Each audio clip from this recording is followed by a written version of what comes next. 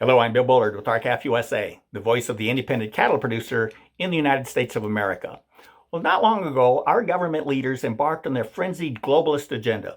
Globalism was their means of exacting efficiencies in worldwide manufacturing and production. Things would be made and food would be grown in whichever country was most efficient, and the global market would ensure that every consumer could access anything they wanted or needed at the lowest possible cost.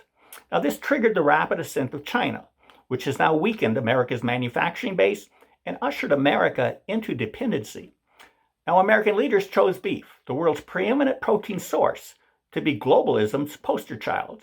And with the unregulated trade in beef the goal, and elevating the economic standing of beef-producing underdeveloped and developing countries, the wishful outcome, the theory was that these underdeveloped and developing countries would eventually buy more of the other stuff we could manufacture and produce here.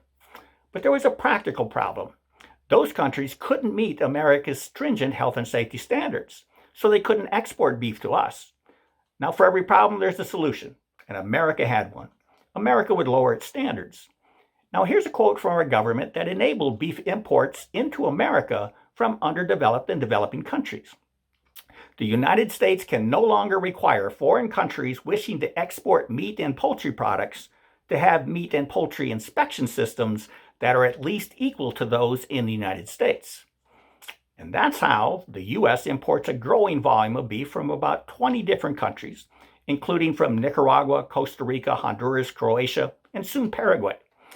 And although our government knows beyond a doubt that increased beef and cattle imports depress domestic cattle prices, they rationalize it like this.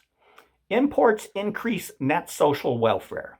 To the extent that consumer choice is broadened and the increased supply of the imported commodity leads to a price decline, gains in consumer surplus will outweigh losses in domestic producer surplus.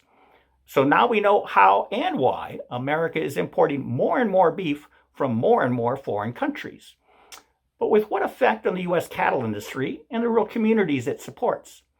Let's look at just two of the effects from increased beef and cattle imports, and we'll use real-life examples, not theory. First, growing beef and cattle imports eliminate economic opportunities for both current and aspiring cattle producers. In the Pacific Northwest, which according to Washington State University, experienced a decline of Washington's beef cow herd at double the rate of the decline of the U.S. herd. And that provides us with a real-life example. Imports of Mexican and Canadian cattle were encouraged in the Pacific Northwest by the beef industry, the North American Meat Institute, and the National Cattlemen's Beef Association, to supplement seasonal shortages and help feed yards and packing facilities run at optimal levels. So that region began importing about 300,000 head of imported fat cattle and imported feeder cattle. And with this result, the importation of Mexican and Canadian fat cattle and feeder cattle displaced about 240,000 head of domestic beef cows and 10,000 beef cattle farms and ranches in the Pacific Northwest.